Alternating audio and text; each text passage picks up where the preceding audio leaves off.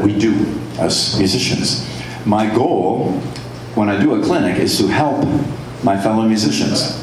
I like to see musicians do well and have a successful career and make some money. That'd be nice. But just the joy of playing music and improving and doing better, that's my goal, to help my fellow musicians. And I learn myself so much when I do a clinic because people ask questions and I must figure out the answer. And so I always learn something when I do a clinic or when I sit down with another player, even a beginner. So very first time pick up, I see what they do and I think, aha, I see why they're making that mistake. Now, why am I making that mistake? So I try to fix that. But it's an adventure that never ends, learning and learning about music. So I'm here tonight to give you some of my observations and my experience. I've played for over 50 years. And that means I'm an old man. But I got to see Jimi Hendrix play. Ha ha. My first concert ever. Amazing. So that was once I saw Jimi Hendrix, my life changed, as everyone's did back then, long, long, long ago. I've done probably about 5,000 gigs in my lifetime. I know I've traveled about 4 million miles, and I don't know how many records I put out because when it's time to sign, they have a stack this thick, and sometimes I don't remember. I go, are you sure I played on that? It says right here. I forget sometimes. But the only reason I say any of that is because I have had a lot of experience, and I'm here today to give it to you and hope that it is helpful and informative to you. Great. Right on. So the very first question, the first person brave enough to will win a fabulous prize. Thank you. Okay. Ready? Okay. Tus pickups, uno para bajos y otro para distortion, pero siempre estás haciendo el plucking en los de distorsión. ¿Por qué no en el for the bass line, I mean the bass, las notas bajas para el pickup de las notas bajas? Siempre estás haciendo el plucking en las pastillas de acá. Does he mean, why don't I distort the low notes? Yeah. Why do you always make the plucking in the pickups and the bridge pickups, not in the neck pickup? Oh. Comprende. Well, there's a secret thing that when I was young, I said I should never tell anyone.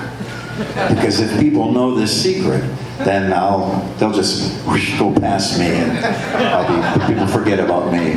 Because it's a great secret and it helps you play really smooth, really accurate, really fast, and it's very much common sense also. You see a stand-up bass player, they play stand-up bass, they play over the neck. Yeah. Why? Because down here the fingers got nothing to touch. So sometimes they go too far and catch, sometimes not far enough, and they miss. So if you're always over the neck, the fingers are always hitting. Let me get out the sounding.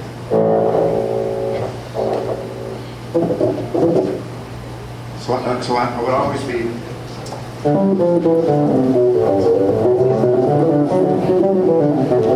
There's always something underneath the strings. So. This pickup is very close to the strings. It does two things. It makes it very loud. There's no battery, but I can distort any amp input. When I go in the studio, the guy goes, "Oh, can you turn the battery down?" I go, "There's no battery." That's it. The bass is loud. But it also does one other thing. It gives me a platform.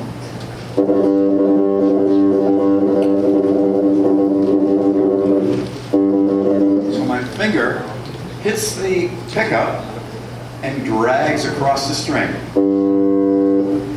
I don't pluck it here or here. So therefore it can go.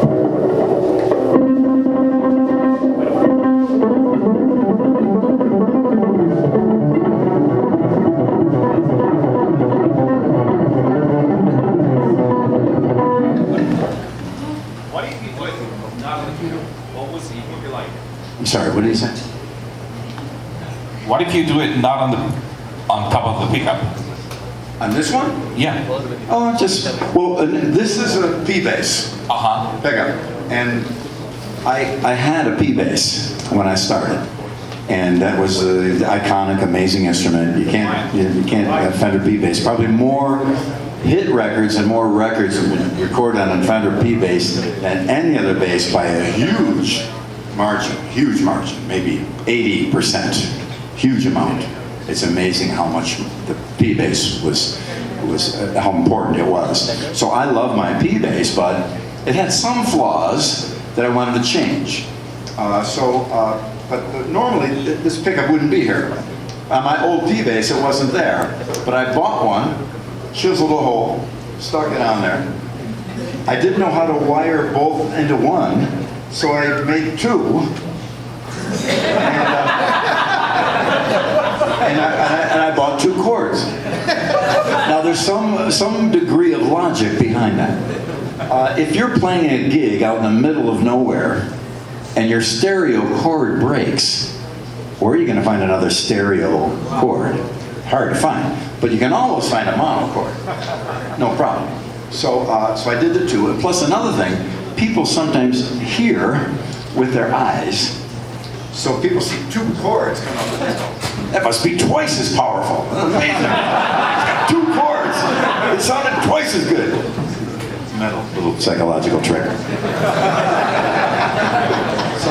And on my factory basses, this is a factory bass, but I do a couple changes. This came right from the Yamaha factory with the serial number.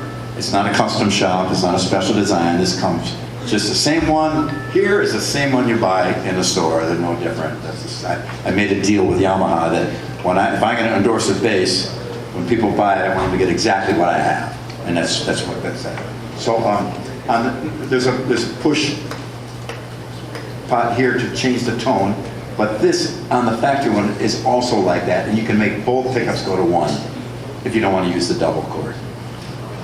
But mostly a P bass is the tone and the sound of everything. So I got used to that pickup being there. Adding this here, sometimes I'll play over it a little bit, but mostly it's here. That's standard. And I have my fingering on my old P bass. The pick guard is worn from my thumbnail for so many years. It's right through the layers again. So it was played so much. I'm so used to this spot.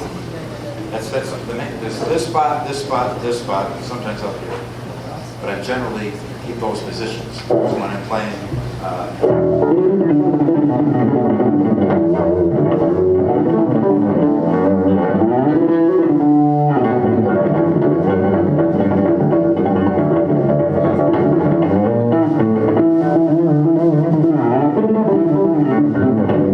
See, I never pay attention to my right hand.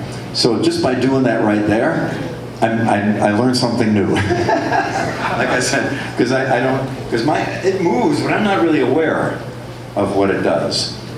Many times, musicians think, especially beginner musicians, think that you sit down and you plan and you work it out and you get paper and a ruler and you draw, you make a plan on how you're going to play.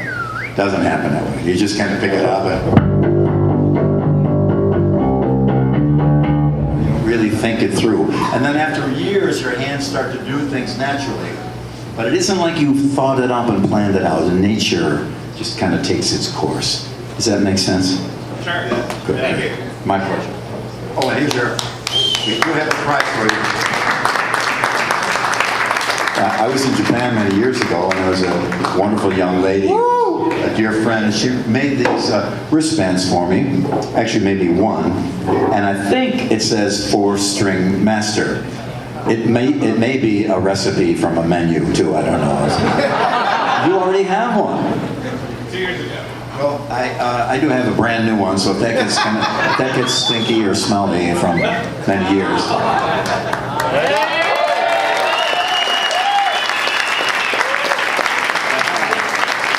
Now the hands are going up.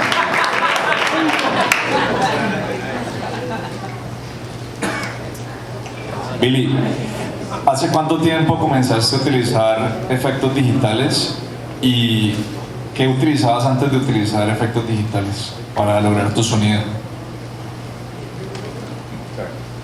We lost our translator. I'll try this one. Oh, there it is.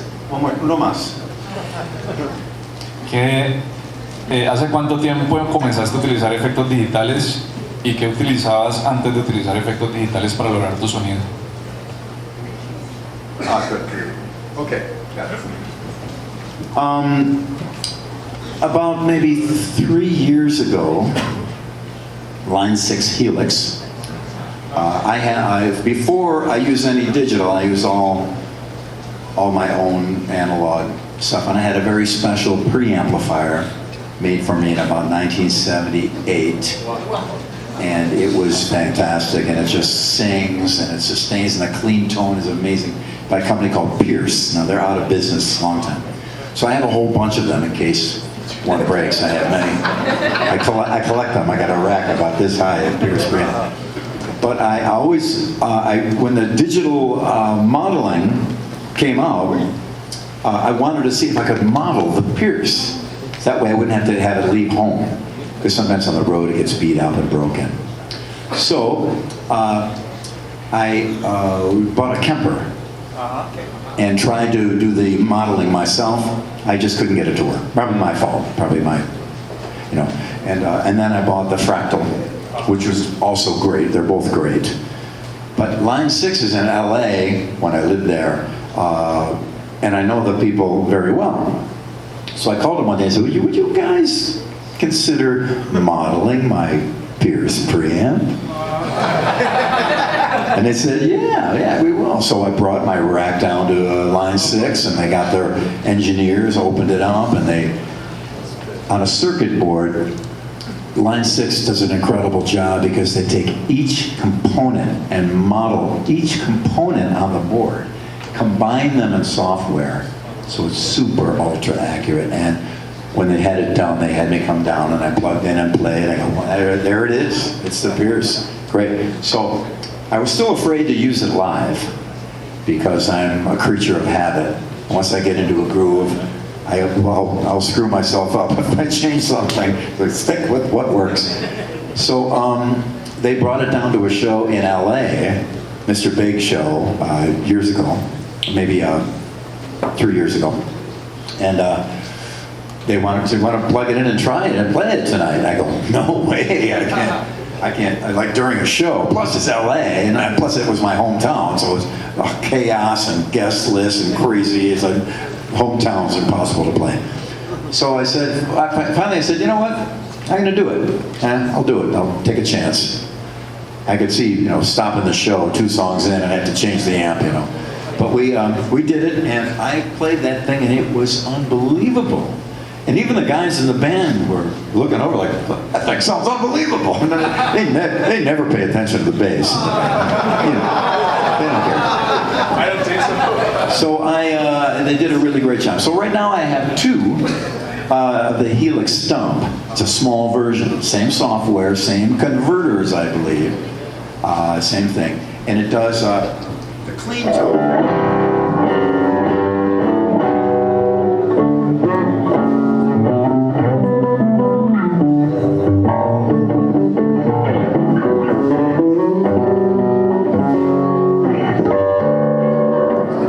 You can hear the notes on the chord.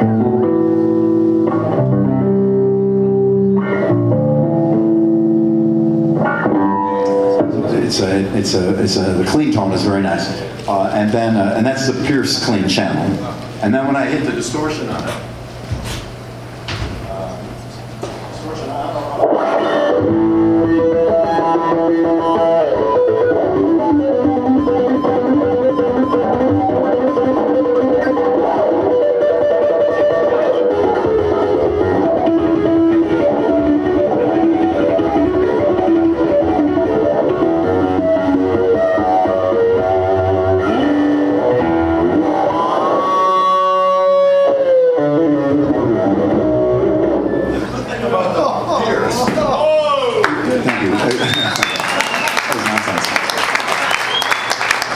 Masterclass had two channels. One was distorted and one was clean.